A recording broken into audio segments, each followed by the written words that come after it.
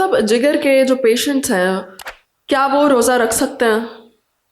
Fatty liver है तो लाजमी रखें। अच्छा, ठीक है, वो तो उनके लिए फ़ायदेमंद हो जाएगा। ठीक है। और अगर जिगर सिकुड़ा हुआ है तो फिर हमें स्टेजिंग करनी पड़ती है, ABC, चाइल्ड स्कोर कैलकुलेट करते हैं। अच्छा, जिगर के जिनका जिगर ख़राब होता है या मसाइल का शिकार होता है, उनमें एक इशू होता है कि शुगर लो होने का खतरा बहुत ज़्यादा होता है, जो कि एक जानलेवा चीज़ है।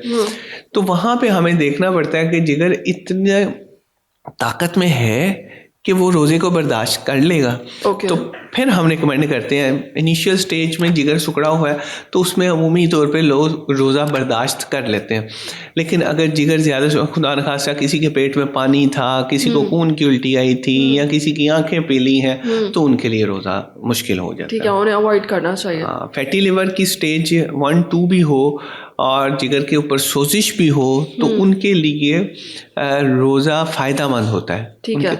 उनकी जो डिजीज़ है, जो बीमारी है, वो रिवर्स हो जाती है रमज़ान में अगर वो कैलोरी रिस्ट्रिक्शन करें। आजकल बड़ा एक पतले होने वाले टीके का जिक्र चल रहा है और ये वो सारा कुछ, वो फैटी लिवर में बड़े अच्छे हैं। उनका मकसद क्या? उनका मकसद सिर्फ यही है, आपको भूखा रखना। आप ओज़ेम्पिक की बात कर रहे हैं? हाँ, ओज़ेम्पिक और तरह तरह के ब्रांड्स हैं। सीमाग्लूटाइड इज बेसिकली सॉल्ट, जो 10 ब्रांड्स के नाम से आ रहा है। तो उसका मकसद यही है कि आपको भूखा रखना। जब आप भूखे रहते हो तो आपके जिगर में से भी फैट खत्म होता है, शुगर भी रिवर्स होती है, उसके अलावा दिल के मसाइल भी बेहतर हो रहे हैं। अच्छा। एक लोगों को फेफड़ों के ऑब्स्ट्रक्टिव स्लीप अपनिया होता है, रात सो नहीं पाते सही, उनके मसाइल भी बेहतर हो रहे हैं। सिर्फ बैक एंड पे किया है, आपको भूखा रखा गया और आपकी बॉडी की और जिस्म की फैट कम हो गई। जब बॉडी और जिस्म की फैट कम हुई तो आपको 10 फायदे मिले, और जो आपको रोजे में ऑलरेडी आप एज ए मुस्लिम उठा रहे थे या उठा सकते थे, अगर आप थोड़ा सा खुद को एक जगह पे रोक लें और जहन में ये समझा लें कि ये जो अफ्तारी वाली चीजें मेरे सामने पड़ी हैं, ये इधर ही है, ये कहीं नहीं जा रही, ये हमारे साथ, हमारी जिंदगी के साथ साथ हमें मिलती रहेंगी, और इन्हें मुनासिब मिकदार में लें और अच्छी चीजें लें। अच्छी चीजों से मुराद ये प्रोटीन्स और अच्छे लिक्विड्स। ठीक है। कार्ब्स अच्छे नहीं है, समोसे वगैरह में जिस तरह है, फैट्स अच्छे नहीं है।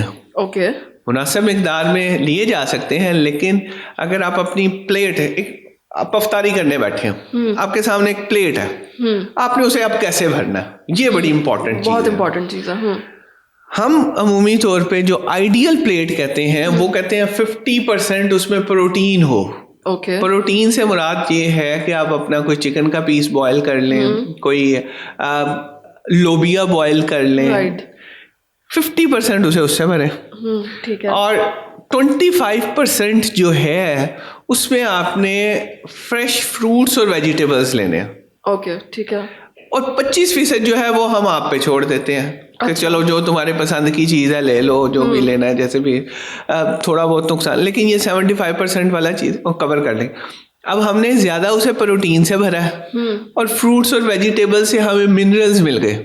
अच्छा, जब मिनरल्स मिलेंगे, विटामिन्स मिलेंगे और एक और चीज़ मिलेगी जिसका नाम है फाइटोकेमिकल्स। अब फाइटोकेमिकल इतना मैजिकल चीज़ है जो आपकी एजिंग को रिवर्स कर रहा है, जो आपको ओवरऑल बेहतर कर रहा है, खूबसूरत बना रहा है, और बाल जिनके सफेद है वो काले हो रहे हैं। फाइटोकेमिकल्स एंटी एजिंग एक चीज है, नेचुरल, वो भी नेचुरल एंटी एजिंग है, जो कि दुनिया में इस्तेमाल होती है। ब्लू जोन से उनको उन्होंने देखा कैसे हो गए, उन्होंने कहा ये तो फाइटोकेमिकल्स लेते हैं। तो प्रोटीन्स, वेजिटेबल्स, और जो 25% रह गया उसमें फैट्स भी हो सकते हैं, कार्बोहाइड्रेट्स भी हो सकते हैं, जो आपके पसंद की कोई चीज़ है तो वो डाल दें। तो ये अफ्तारी हो गई। और अगर इसी तरह की सहरी भी बन जाए, और ये कोई इतना मुश्किल काम नहीं है, थोड़ा खुद को बस समझाने वाली बात होती है कि नहीं, पराठे के बगैर गुजारा नहीं होता है, पराठे के बगैर भी सहरी हो सकती है, पराठे के बगैर भी सहरी हो सकती है। और जो ऑमलेट है अंडे का, सिर्फ वो भी खा के आप गुजारा कर सकते हो, जरूरी नहीं कि ऑमलेट के साथ रोटी या डबल रोटी जरूर खानी है। तो इस रूल को अगर फॉलो कर लें तो एक महीने बाद, सिर्फ एक महीने बाद आपकी 1000 चीजें बेहतर होंगी। फिजिकली, मेंटली आपकी प्रोडक्टिविटी बढ़ेगी, आपकी मेंटल शार्पनेस बढ़ जाएगी, सोचने की जो क्लैरिटी है वो अच्छी हो जाएगी। ठीक है। तो ये चीजें हैं सहरी और अफ्तारी में असूल बना लें, 50-25-25 वाला, तो रोज हम बड़े अच्छे गुजर जाएंगे। ठीक है। और डॉक्टर साहब जिनका जिगर सिकुड़ा हुआ है वो रोजे रख सकते हैं या डिफरेंट स्टेज में उनको बिल्कुल अवॉइड करना चाहिए? जिगर सुकड़े की 3 स्टेजेस हैं उम्मीद तौर पे, अगर मोटी बात करें ABC है। ओके। ए में रख सकते हैं जिगर अगर थोड़ा सुकड़ा हुआ है, अगर ज्यादा सुकड़ गया, खुदा न खासा पेट में पानी है, खून की उल्टी आई है, शुगर बार बार लो होती है, या गुरूदगी में जाता है मरीज, या उसको कई गुर्दे के मसाइल हो रहे हैं, तो उनके लिए मुश्किल हो जाता है, उन्हें नहीं रखना चाहिए, उन्हें अवॉइड करना चाहिए। उन्हें अवॉइड करना चाहिए। बहुत शुक्रिया।